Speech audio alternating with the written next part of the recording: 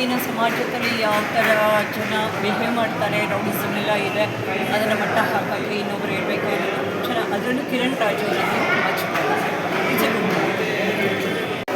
ಹೇಗಿತ್ತಮ್ಮ cinema? ಏನು ಇಷ್ಟ ಆಯ್ತಮ್ಮ?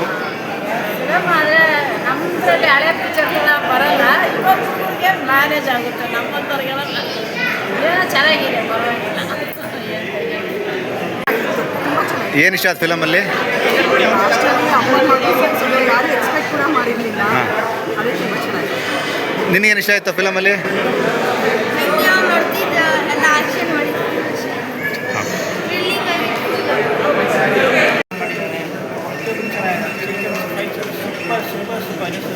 Thank you madam. ಹೇಗಿತ್ತು?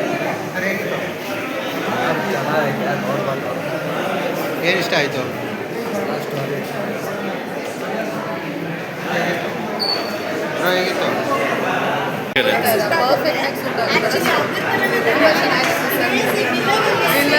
ಚೆನ್ನಾಗಿ ಆ್ಯಕ್ಟ್ ಮಾಡಿದ್ದಾರೆ, ತುಂಬ ಚೆನ್ನಾಗಿ ಆ್ಯಕ್ಟ್ ಮಸ್ಟ್ ವಾಚ್. ಎಲ್ಲರೂ ಈಗ ಜನ್ರೇಷನವರಿಗೆ ಸ್ವಲ್ಪ ಮೆಸೇಜ್ ಕೊಡೋ ಮೂವಿ ಇದೆ, ಬಂದು ನೋಡಲೇಬೇಕು.